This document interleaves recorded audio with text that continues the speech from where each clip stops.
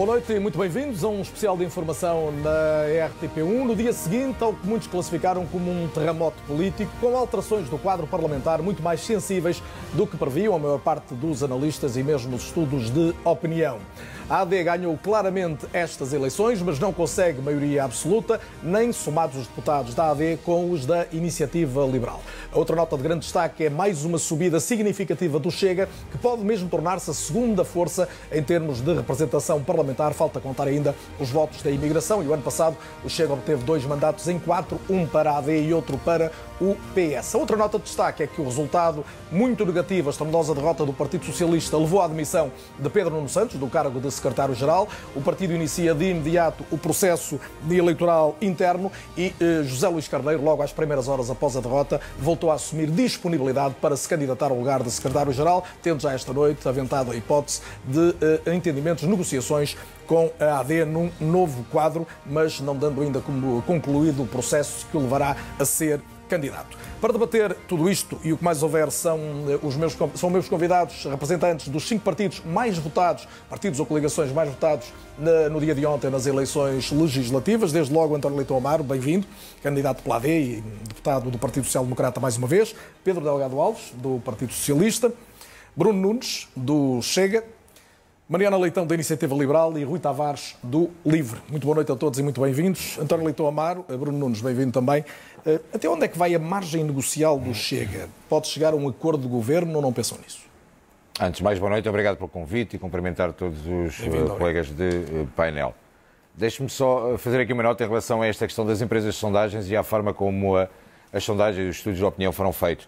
Eu creio que hoje o mais correto seria que grande parte dos diretores de centros de sondagens se demitissem e fizessem o meia-culpa pelo que fizeram nas últimas semanas, porque sabemos que as sondagens, obviamente, têm uma tendência de opinião e acabam por levar para uma retórica que depois nós temos tido uma lógica nas televisões portuguesas, que passamos mais horas com comentadores acerca das próprias sondagens do que propriamente a analisar a questão política. Onde é que o Chega pode chegar com esta questão da negociação? O Chega tem sido, ao contrário do que impuseram, fazer aqui um parêntese.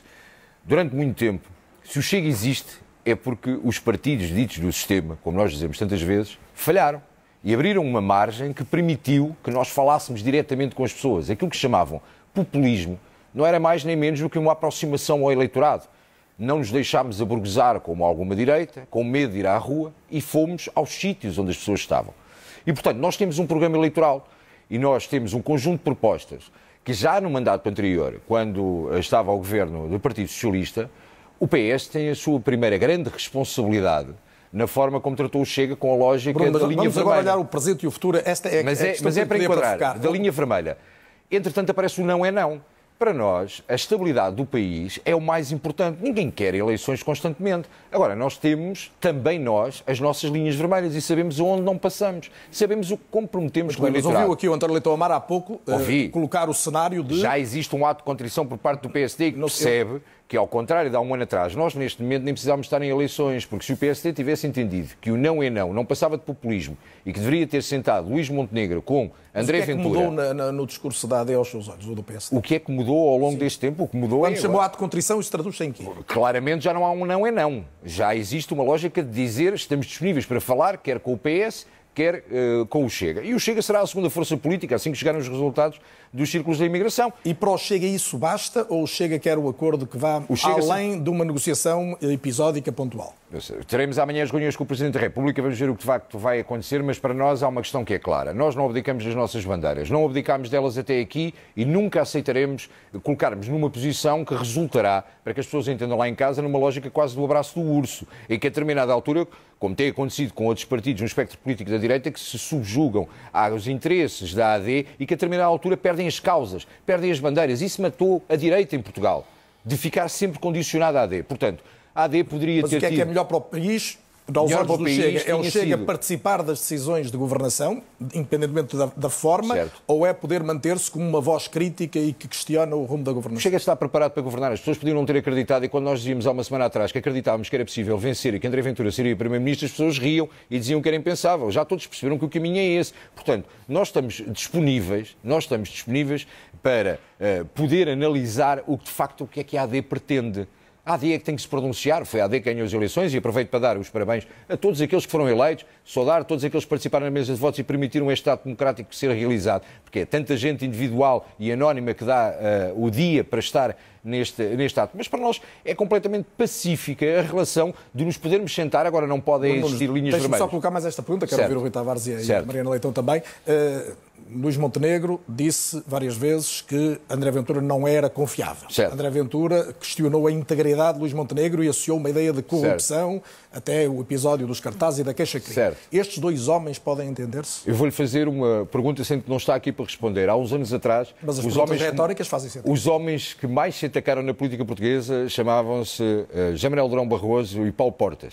E chegou a determinada altura que entenderam que os interesses do país estavam primeiro, aliás, como Sá Carneiro dizia, e o PSD não gosta que nós invoquemos Sá Carneiro, mas a realidade é essa.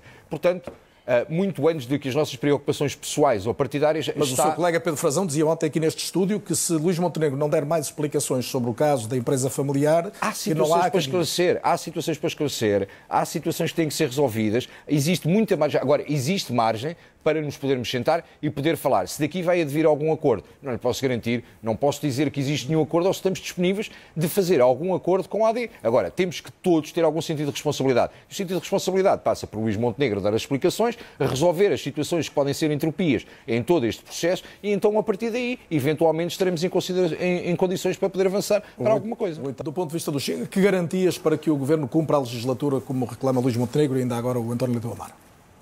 Ora, uma coisa, se a postura for de nós ganhamos e, portanto, esperemos que todos vocês abdiquem dos vossos princípios, abdiquem dos vossos programas e viabilizem o programa de governo e o orçamento, vai correr mal.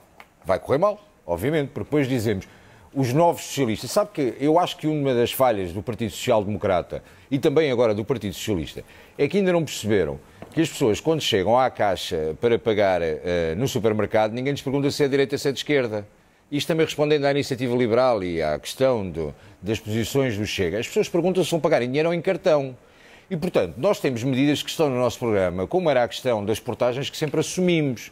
Portanto, nós temos uma visão da organização do Estado completamente dispar. Hoje em dia, o Estado português e o Governo em Portugal gera muito na lógica da descentralização de competências para as autarquias e nós vamos ter 2 atos eleitorais durante o próximo ano muito importantes. As autárquicas, inclusive, com o qual eu não vou falar com a Iniciativa Liberal, porque a Iniciativa Liberal acha, por exemplo, que o mercado funciona em tudo e que a economia de escala das freguesias deve ser ponderada. Mas o Bruno não vê no horizonte o cenário de repetição de crise política. Nós temos um programa de governo que teria que ser forçosamente rejeitado, não tem sequer que ser votado e aprovado, e depois teremos um orçamento que, dependendo do entendimento que for feito sobre a importância desse novo orçamento, pode ditar uma posição do Governo. Que temos que perceber, segundo António Leitão Amaro estava a referir... Não faz sentido que um partido que ganhou as eleições como ganhou a AD tenha algum tempo agora para... Que tenha alguma legitimidade de ser a sua primeira proposta. Não significa que imponha, porque na realidade aquilo que os portugueses determinaram foi que não têm maioria.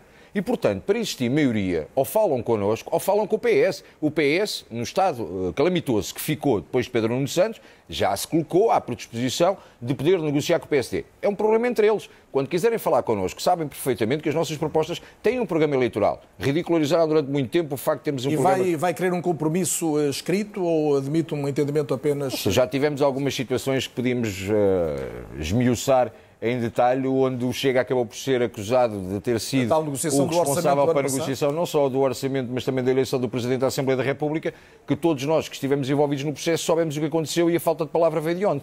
Portanto, tem que existir clareza, tem que existir adulto na sala, tem que existir responsabilidade. Nós estamos dispostos a falar a bem do país, não queremos instabilidade. Não pode ser a lógica dos novos socialistas e compromisso minimamente formal, é o que está a dizer. Tem que haver, obviamente, um compromisso formal, porque nós temos aproximadamente 1,5 milhão de votos, nós temos 58 deputados que podem ser... diferentes, já se percebeu, queria ouvir a opinião do Pedro Delgado Alves, vocês alteram o fim desse artigo. Olha, vamos por partes. A primeira parte é se existiu uma revisão constitucional ao início do processo de revisão constitucional, deve-se ao Chega, fomos nós que iniciámos. Rui, e deixe-me dizer-lhe com toda a frontalidade, aquilo que fez agora aqui foi um ato de irresponsabilidade extremo.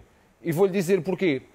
Só não concluímos a revisão constitucional porque, entretanto, caiu o governo de António Costa. Mas vou-lhe dizer mais. Quem esteve na Comissão de Revisão Constitucional, que foi o meu caso, nós tínhamos um consenso muito alargado entre praticamente todos os partidos, garantindo que continuávamos a salvaguardar os direitos e garantias dos cidadãos.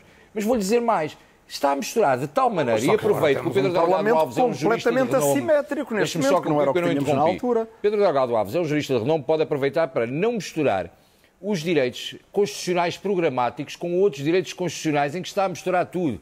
O livro, por exemplo, costuma falar de uma questão, a provar que não estava lá. Tal como a extrema-esquerda, onde o livro se insere, que tem muito a lógica de vir dizer o direito à habitação é um direito constitucional. Pedro Delgado Alves pode explicar, porque está mais habilitado do que eu, que é um direito constitucional programático e que não diz em momento algum na Constituição que o Estado tem que dar uma casa. Diz, sendo um direito constitucional programático, deve o programa do Governo, neste caso, que será da AD, caminhar para o cumprimento daquilo que tem. Resposta de sim ou não. A direita deve aproveitar a oportunidade de estar claramente maioritária para mexer na Constituição. Obviamente que deve mexer na Constituição. A Constituição está desajustada em muitas matérias, nomeadamente na lei eleitoral. Esta questão que foi levantada, por exemplo, pela Mariana, não faz sentido nenhum. Nós fomos dos primeiros a falar da questão do círculo de compensação, tal como a Iniciativa Liberal, justiça seja feita. Para nós sempre foi, assim como, por exemplo, nas autarquias, que existe uma situação clara que temos que ponderar se devemos manter as 3 eleições ou se o Presidente de Câmara deve ser, como no Presidente da Junta, que deve sair do cidadão mais votado da Assembleia Municipal para evitarmos aquilo que irá acontecer este ano. A Constituição já lá está.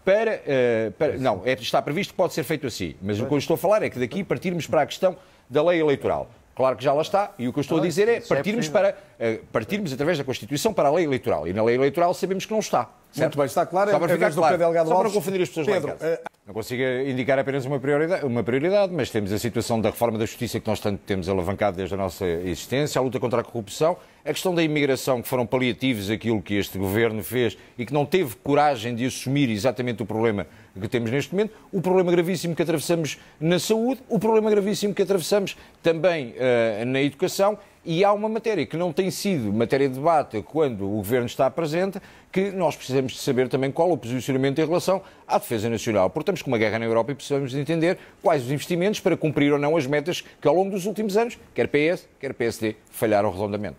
Rui Tavares, Pedro Delgado Alves, Mariana Leitão, Bruno Nunes e António Leitão Amar. Foi um gosto tê-los esta noite no canal 1 da RTP, um programa de debate especial no dia seguinte às eleições legislativas.